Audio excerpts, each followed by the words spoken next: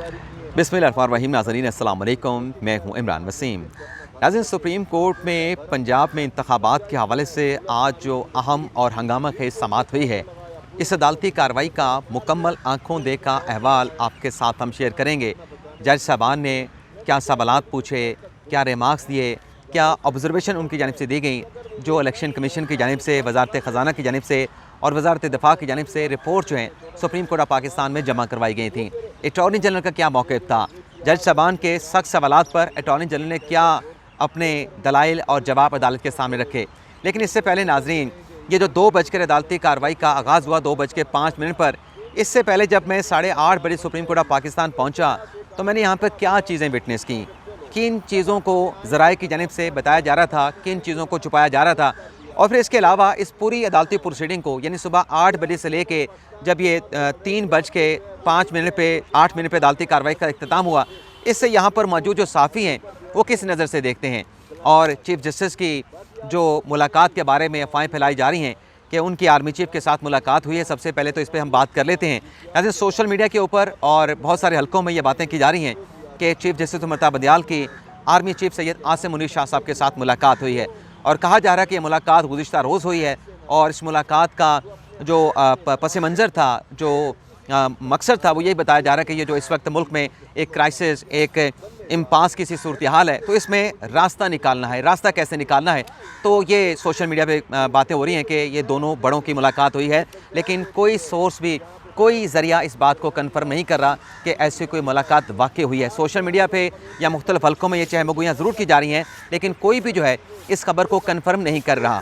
इसके अलावा नाज़रीन, जब यहाँ पे हम सुप्रीम कोर्ट में 8:30 बजे पहुँचे, क्योंकि आज इस बात का इम्कान था कि ये अदालती कार्रवाई का बाकायदा तौर पर आगाज़ होगा, क्योंकि कल रिपोर्ट जो है सुप्रीम कोर्ट ऑफ पाकिस्तान में जमा करवा दी गई थी। तो यहाँ पर पहुँचने के बाद कुछ यहाँ पे हमने ऐसी पुरस्कार चीज़ें देखी, कुछ चीज़ें ऐसे चल रही थी, हमने मुख्तलिफ सोर्सेज से बात की। ये सबसे पहले तो देखें ना कि ये जो सुप्रीम कोर्ट के प्रेमिसेस के बाहर पुलिस की भारी नफ़ी यहाँ पे तैनात की गई थी।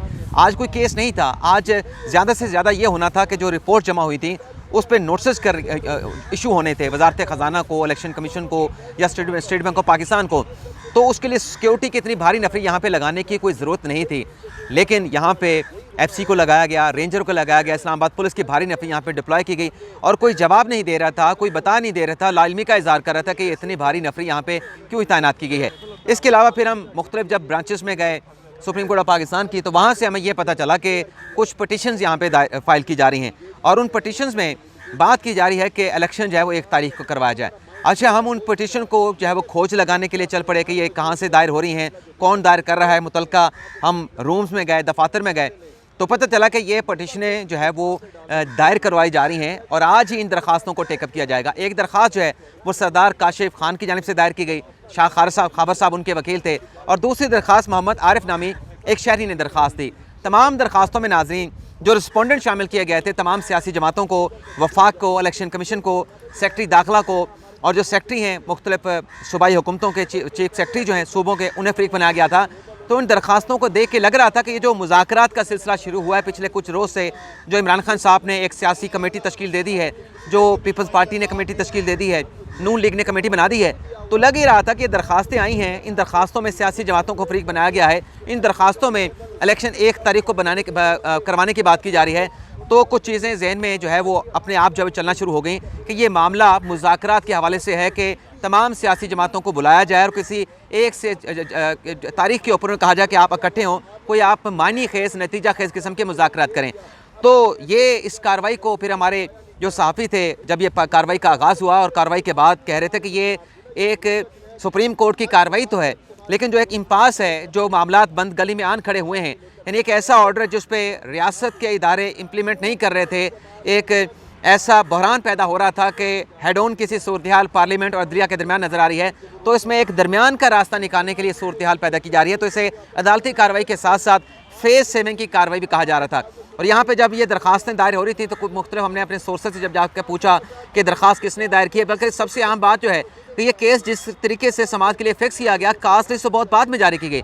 सिविल 2 के ऑफिस से पूछा कि ये खबरें चलना शुरू हो गई हैं कि मुकदमा समात के लिए 11:30 बजे के बाद मुकर्रर कर दिया गया है, कॉज लिस्ट जारी नहीं हुई। उन्होंने लाजमी का इज़हार किया, रजिस्ट्रार ऑफिस की तरफ से लाजमी का इज़हार किया गया। वो ये बता रहे थे कि हमें इस हवाले से कोई तहरीरी तौर पर इंस्ट्रक्शन नहीं आई कि आज इस केस की समाअत होने जा रही है, लेकिन ख़बरें बहुत पहले चल गई, काज लिस्ट बाद में जारी आई, रोस्टर बेंच का बाद में जारी हुआ। लेकिन फिर इसके ऊपर जब हम मुख्तलिफ सोर्सेज जाके पूछते थे, वो पता क्या कहते थे, वो कहते थे नो कमेंट्स। यानी इस तरह से नो कमेंट्स नहीं, वो कहते थे नो कमेंट्स, मतलब आप जो कह रहे हैं कि ऐसा कुछ हो रहा है लेकिन हम आपको बता नहीं सकते। अब आ जाते हैं आज की अदालती कार्रवाई के हवाले से। 2:05 पर नाज़रीन अदालती कार्रवाई का आगाज़ हुआ और अटॉर्नी जनरल साहब रोस्टर पे आए। चीफ साहब ने कहा आइए अटॉर्नी जनरल साहब, और फिर चीफ साहब ने एक दुआ पढ़ी, मैं उसका खुलासा बता देता हूँ। चीफ साहब ये कह रहे थे कि मौला हमें हिम्मत दे कि हम सही फैसले करने की हमें जो है वो हिम्मत अता फरमाए। चीफ साहब ने कहा कि ये केस बहुत लंबा हो गया है, बहुत सी रिपोर्ट जमा हुई हैं। सबसे पहले चीफ साहब ने कहा कि वज़ारत फ़िनांस की रिपोर्ट को देख लेते हैं। उन्होंने कहा कि सरकार ने अपना एग्जीक्यूटिव फंक्शन जो है पार्लियामेंट को दे दिया, ये चीफ साहब ने कहा। और फिर जो करारदाद पार्लियामेंट से पास हुई वो पढ़ी गई, अटॉर्नी जनरल ने उसको पढ़ा। चीफ साहब ने कहा कि आर्टिकल 84 के तहत पहले मंजूरी के लिए ये मामला आपने भेज दिया, आप बाद में भेजते, क्या अक्सर ऐसे नहीं होता। और फिर अटॉर्नी जनरल ने कहा कि 16 अप्रैल को कामा कमेटी का इजलास बुलाया गया, 17 अप्रैल को कामा कमेटी का इजलास हुआ जिसमें इस मामले को रेफ़र कर दिया गया अपना कैबिनेट को, और फिर कैबिनेट ये मामला रेफ़र कर दिया पार्लियामान को कि वो फैसला करे इस सप्लीमेंट्री ग्रांट के हवाले से। जस्टिस मुनीब अख्तर ने कहा कि उस कामा कमेटी की कंपोजिशन क्या है, तो अटॉर्नी जनरल ने उसकी कंपोजिशन बताई।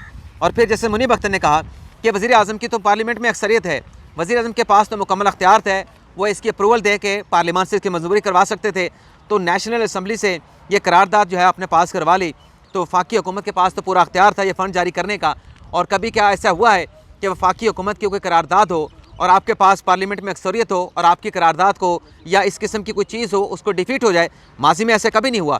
फिर जस्टिस मुनीब अख्तर ने कहा कि वफाकी हुकूमत के पास पूरी कमांड थी, क्या वफाकी हुकूमत के पास अक्सरियत नहीं?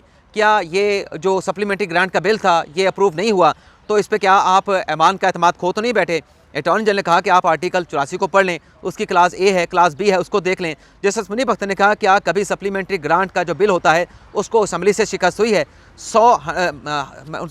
जैसे मुनीब अख्तर ने कहा कि 100 बिलियन की सप्लीमेंट्री ग्रांट की आप इसी तरह से बाद में मतलब खर्च करने के बाद मंजूरियाँ लेते हैं। अटॉर्नी जनरल ने कहा कि मंजूरी लेने में क्योंकि काफ़ी वक्त था, मौजूदा असम्बली का वक्त बचा हुआ था, तो फैसला किया गया कि पहले ही सप्लीमेंट्री ग्रांट के हवाले से जो राय है वो कौमी असम्बली की ले ली जाए।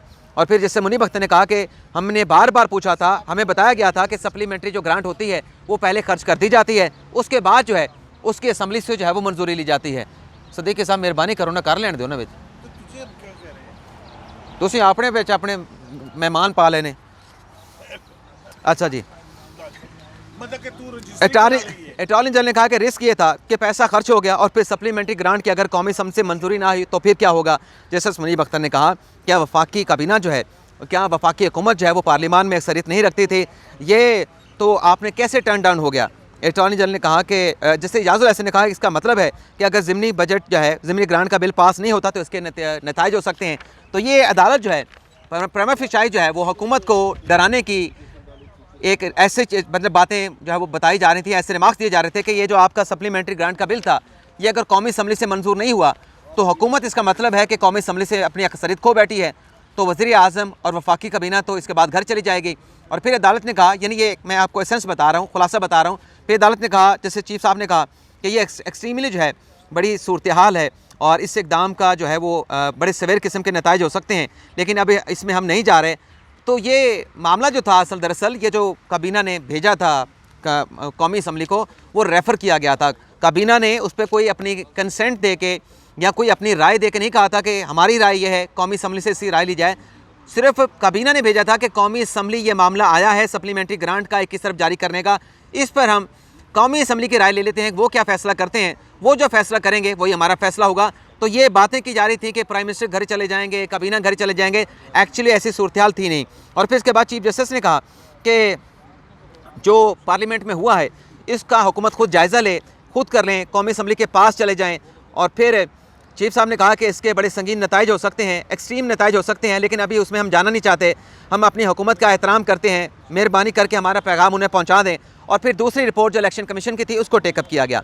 इसमें चीफ जस्टिस ने कहा कि इलेक्शन कमीशन का पहले तो मौक़िफ़ ये था कि हमें सिक्योरिटी फराहम कर दें, हमें आप फंड्स दे दें, हम इलेक्शन करवाने के लिए तैयार हैं। लेकिन अब इलेक्शन कमीशन एक नया मौक़िफ़ लेके सामने आया है। इलेक्शन कमीशन कहता है कि 8 अक्टूबर की तारीख जो है वो ज़्यादा मौजू है। और फिर चीफ जस्टिस ने कहा कि दहशतगर्दी तो पाकिस्तान में 1990 से 90 की दहाई से चल रही है। 1993 का इलेक्शन हुआ, 97 का हुआ, 2002 का हुआ, 2008 का हुआ, तो ये मसाइल तो उस वक्त ही मौजूद थे। तो इलेक्शन कमीशन क्यों सोचता है कि सूरत हाल इस वक्त जो है बहुत ज़्यादा ख़राब है? अटॉर्नी जनरल ने कहा कि माजी में जो इलेक्शन हुए थे वो एक साथ हुए थे, अब 2 सूबे में इलेक्शन अलग होंगे और फिर फ़ौज की खिदमात भी आपको 2 से 3 मरतबा हासिल करनी पड़ेंगी। पंजाब का इलेक्शन अलग से हो, KPK का इलेक्शन अलग से हो, और फिर कौमी असम्बली बलोचिस्तान और सिंध का इलेक्शन होगा, तो बार बार जो फ़ौज डिप्लॉय है मुख्तलिफ जगहों के ऊपर, बॉर्डर के ऊपर जो ऑपरेशन चल रहे हैं, तो ये बड़ी मुश्किल सूरत हाल हो जाएगी।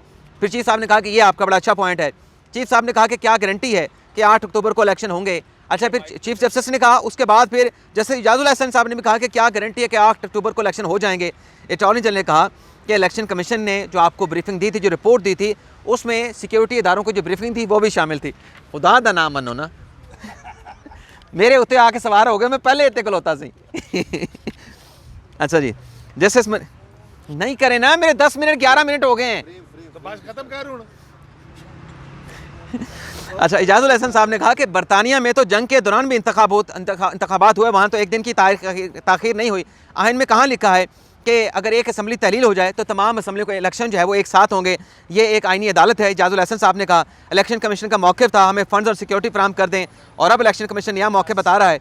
और फिर अटॉर्नी जनरल ने कहा कि इलेक्शन कमीशन को IG पंजाब ने ब्रीफिंग दी थी, इलेक्शन कमीशन ने अपना मौक़िफ़ जो है उस ब्रीफिंग के बाद तमाम चीज़ों का जायज़ा लेने के बाद जो है वो आपके सामने रखा है। जैसे इजाजुल हसन ने कहा कि इलेक्शन कमीशन कहता था कि हमारे पास ना रकम है ना सिक्योरिटी है, ये चीज़ें फराहम कर दें। और अब जो है वो मतलब वो फ़ंड्स के मामले के ऊपर, जैसे इजाजुल हसन कह रहे थे कि फ़ुटबॉल की तरह खेला जा रहा है कि कभी मामला वजारत ख़जाना के पास, कभी स्टेट बैंक के पास, कभी कौमी असम्बली के पास, कभी कैबिनेट के पास, कभी कमेटी के पास। यानी अदालत कह रही थी कि हमारे ऑर्डर के साथ फ़ुटबॉल की तरह खेला जा रहा है। और फिर जैसे इजाजुल हसन ने कहा क्या गारंटी है 8 अक्टूबर को इलेक्शन हो जाएंगे? जैसे मुनीब अख्तर साहब ने कहा कि आर्टिकल 245 भी है, उस पर भी आप फ़ौज को बुला सकते हैं, आपका अख्तियार है। और सवाल ये है कि क्या ये अच्छी एक आइन की मिसाल होगी? और हम मानते हैं कि फ़ौज के जवान बड़ी कुर्बानियाँ दे रहे हैं और वो शहादतें दे रहे हैं, बॉर्डर के ऊपर मौजूद हैं, और उनके जो फैमिली है हम उनके शुक्रगुजार हैं। यानी फ़ौज के हवाले से कह रहे थे कि हम फ़ौज की जो कुर्बानियाँ हैं मुल्क में दहशतगर्दी के खात्मे के हवाले से, मुल्क को सिक्योर करने के हवाले से, महफूज करने के हवाले से उनका एतराफ़ कर रहे थे। और फिर इसके बाद चीफ जस्टिस ने कहा कि 27 मार्च से हमने केस सुना, 4 अप्रैल तक गुजारने की बुनियाद पर समाअत हुई, 4-3 के फैसले की बहस में चले गए। ये सारा मामला नाज़िल होता रहा। अब आ जाते हैं, क्योंकि सदीकी साहब जो है मेरे सर के ऊपर सवार हैं, वो कहते जल्दी से ख़त्म करें। तो चीफ साहब ने कहा कि इलेक्शन कमीशन की रिपोर्ट में कुछ ऐसा नहीं है, ये बातें हमें पहले नहीं बताई गई, कौन जिम्मेदार है, किसी को तो जिम्मेदारी लेनी होगी, और वो इलेक्शन की बात कर रहे थे। और फिर 8 अक्टूबर पर बात की गई। चीफ साहब ने कहा कि हम खाइफ हैं वजारत ख़जाना की रिपोर्ट के हवाले से, उसमें भी एक इस्तदा की गई है, क्या वजारत ख़जाना वो इस्तदा सुप्रीम कोर्ट से कर सकती है? अटॉर्नी जनरल ने फिर वहाँ पर बात की, मुज़ाकरात की। अटॉर्नी जनरल ने कहा कि बिलावल भुट्टो ज़रदारी की वज़ीर आज़म से मुलाकात हुई है, वज़ीर आज़म ने इत्तेहादी जमातों का इजलास बुलाया है। यानी वो जो एक हाई पूरी क्रिएट हुई थी कि हमारा ऑर्डर इंप्लीमेंट नहीं हो रहा, ये नहीं हो रहा, फलां नहीं हो रहा, फिर बात आ गई अटॉर्नी जनरल के मुज़ाकरात के ऊपर। अटॉर्नी जनरल ने कहा कि वज़ीर आज़म ने इत्तेहादियों का इजलास बुलाया, तमाम सियासी जमातों से मुज़ाकरात के हवाले से वहाँ पर राय ली गई, PTI ने कमेटी बना दी है, और 36 घंटों में बड़ी अहम डेवलपमेंट्स हुई है। पिछले 36 घंटों में पीपल्स पार्टी ने कमेटी तश्कील दे दी है। सिराजुल हक जो है, अटॉर्नी जनरल ने कहा कि वज़ीर आज़म को मिले, और फिर सिराजुल हक जो है इमरान खान से मिले, और उसके बाद इमरान खान ने भी पाकिस्तान तहरीक इंसाफ की कमेटी बना दी है। तो एक इंगेजमेंट जो है बड़ी संजीदा किस्म की हो रही है, और टॉप लेवल पे मुज़ाकरात के हवाले से जो है वो चीज़ें चल रही हैं। मेरी दरख्वास्त है कुछ वक्त दिया जाए, इन कोशिशों को कोई नतीजा निकले। चीफ जस्टिस ने कहा कि attorney general very well receive, यानी बड़ी अच्छी उन्होंने बात की है। और ये जो पहले चीफ साहब कह रहे थे कि हमने तो अपना फैसला दे दिया है, इससे तो हमने आगे जाना है, पीछे नहीं जा सकते, तो जब ये बात अटॉर्नी जनरल ने की तो चीफ साहब ने कहा कि इससे हम आगे बढ़ सकते हैं अगर मुज़ाकरात के हवाले से चीज़ें चल रही हैं। तो फिर चीफ जस्टिस ने कहा कि 14 मई भी करीब है, अगर इन नताइज का मुज़ाकरात को कोई नतीजा नहीं निकला तो फिर मतलब हम अपना ऑर्डर भी इन्फोर्स कराएंगे, और अगर कोई नतीजा निकलता है तो फिर हम भी गुंजाइश निकाल सकते हैं। फिर शाह खबर साहब आ गए, जो आज दरख्वास्त गुजार आए, आइनी दरख्वास्त लेके 1 ही तारीख को इलेक्शन करवाया जाए। तमाम सियासी जमातों को फरीक बनाया गया, इलेक्शन कमीशन को, वफाक को, सूबाई चीफ सेक्रेटरीज़ को, उनकी दरख्वास्त आज ही दायर हुई, आज ही दरख्वास्त उनके लिए समाअत के लिए फ़िक्स हो गई। तो शाह खबर साहब जो हैं आज उनकी तरफ से पेश हुए, और शाह खबर साहब यहाँ पे हमारे सामने भी खड़े हैं, उनका हम जिक्र भी करें। तो शाह खबर साहब ने कहा कि फ़ैसला आपने दिया उस पर अमल नहीं हुआ, और 8 दरख्वास्तें दायर हुई हैं। आर्टिकल 199 के तहत अदालती फ़ैसले पर अमल होना चाहिए था, अवाम बड़े दबाव में हैं। और फिर उन्होंने कहा कि सियासी इत्तफाक राय भी ज़रूरी है, इसलिए तमाम सियासी जमातों को हमने फ़रीक बनाया है। सिराजुल हक साहब जो हैं मुज़ाकरात की कोशिशें कर रहे हैं और स्कीम उन्होंने कहा कि ये है कॉन्स्टिट्यूशन की, शाह खावर साहब ने कहा कि तमाम जो इंतखाबात हैं एक साथ होने चाहिए, आर्टिकल 224 में ये लिखा गया है। और फिर शाह खावर साहब ने एक बड़ी अच्छी बात की। शाह खावर साहब ने कहा कि अगर पंजाब और KPK का इलेक्शन हो गया, कल को जब कौमी असम्बली का इलेक्शन होगा तो पंजाब में निगरान हुकूमत नहीं होगी, पंजाब में जो पार्टी जीतेगी उसकी हुकूमत होगी, KPK में जो पार्टी जीतेगी उसकी हुकूमत होगी, तो वहाँ पे निगरान जब सेटअप नहीं बनेंगे, अपनी अपनी हुकूमतें होंगी, तो इलेक्शन साफ़ और शफाफ कैसे होगा। जिस पर चीफ साहब ने कहा कि ये नुकता पहले क्यों नहीं उठाया गया। अटॉर्नी जनरल से कहा कि आप अदालती कार्रवाई का बायकॉट करते रहे, आप 3-2 का फैसला, 4-3 का फैसला इस बहस में पड़े रहे, आपने ये नुकता पहले क्यों नहीं उठाया कि अगर इलेक्शन 2 सूबों में पहले हो गया तो कौमी असम्बली के इलेक्शन के वक्त वहाँ पे निगरान हुकूमतें नहीं होंगी। और फिर अटॉर्नी जनरल से कहा कि हम आपसे पूछेंगे कि आपने तो ये नुकता बड़ा तैयार कर रखा था, आपको इस नुकते के ऊपर दलाइल देने से किसने रोका। और फिर इसके बाद चीफ साहब ने कहा कि 8 अक्टूबर के ऊपर के इलेक्शन 8 अक्टूबर को होने, किसी की ज़िद नहीं होनी चाहिए, पहले इससे तारीख पहले भी हो सकती है, तमाम सियासी जमातें मुज़ाकरात करें, लेकिन तमाम सियासी जमातों को जो है अपना दिल जो है वो बड़ा करना होगा। 90 दिन का मैंडेट जो है उन्होंने कहा कि आइन में दिया गया है, 14 अप्रैल को जो है वो 90 दिन की मुद्दत भी ख़त्म हो चुकी है, आइन के मुताबिक तो 90 दिन में इलेक्शन होना है, सदीक़ी साहब बस ख़त्म होने वाला है। तजवीज़ उन्होंने कहा कि मुज़ाकरात की तजवीज़ हमने भी दी थी, लेकिन एक सियासी जमात आगे आई थी और हुकूमत की तरफ से उस मुज़ाकरात के ऊपर कोई पेशरफ या कोई अच्छा पॉजिटिव जवाब नहीं आया था। अब मुज़ाकरात में क्या करना है हम तमाम सियासी जमातों को नोटिस कर देते हैं, रोज़ाना के बुनियाद पर हम समाअत करेंगे। तो यहाँ पर मैं मुख्तसर कर देता हूँ क्योंकि सदीक़ी साहब जो हैं तो चीफ साहब ने कहा कुछ नहीं होगा तो फैसला तो हमारा मौजूद है, उस फैसले को इन्फोर्स करवाएंगे। अगर मुज़ाकरात का कोई नतीजा ना निकला, हालात ऐसे ठीक नहीं होंगे, इलेक्शन जो है मैदान जंग ना बन जाए। और फिर फैसल फरीद चौधरी साहब से भी पूछा गया। फैसल फरीद चौधरी साहब पाकिस्तान तहरीक इंसाफ इमरान खान साहब को जो है वो उनके वकील हैं और वो कह रहे थे कि इस अदालत से अवाम की बड़ी तवक्कुआत हैं, लेकिन जो वज़ीर दाखिला साहब हैं वो रोज़ाना थ्रेट्स देते हैं और उन्होंने तो यहाँ तक कह दिया है कि 14 मई को इलेक्शन नहीं होगा, जो मर्ज़ी करना कर लें। तो चीफ साहब ने कहा कि हालात ठीक नहीं होंगे तो इलेक्शन कैसे होगा, इलेक्शन तो मैदान जंग बन जाएगा, आप इजी हो जाएं। अगर मुज़ाकरात का कोई नतीजा निकला तो हम इलेक्शन कमीशन को कहेंगे कि तमाम सियासी जमातों को लेवल प्लेइंग फील्ड जो है मिलनी चाहिए। जैसे जाज़ो ऐसे ने कहा कि दोनों साइड को अपनी अच्छी नीयत को जाहिर करना होगा, दोनों साइड को जो है एतमाद साजी के लिए इक़दामात उठाना पड़ेंगे। और फिर शाह खावर साहब ने कहा कि जमात इस्लामी को हमने फ़रीक नहीं बनाया, उसको भी हम फ़रीक बना लेते हैं। तो फिर तमाम सियासी जमातों को नोटिस कर दिया गया और उन्हें कहा गया है कि आप अपने किसी सीनियर जो लीडर है, जो आपका जो भी नुमाइंदा समझें, उसे मुकर्रर कर दें, वो आके अदालती कार्रवाई का हिस्सा बन जाए। कल इस केस की समाअत होगी और कल हमने ईद करने बहावलपुर भी जाना था कल, तो कल अदालती कार्रवाई को कवर करेंगे। सदीक़ी साहब भी हंस रहे हैं और असनाद साहब भी हंस रहे हैं, तो हमारा जाने का प्रोग्राम भी चौपट हो गया है। तो अब रात को निकलेंगे कल इंशाल्लाह। सजना ईद वासे वंजना सी हाय। तो इजाज़त चाहते हैं जी। अल्लाह ताला हम सब का हामी नासर अपनी दुआ में याद रखिएगा। अल्लाह हाफिज़।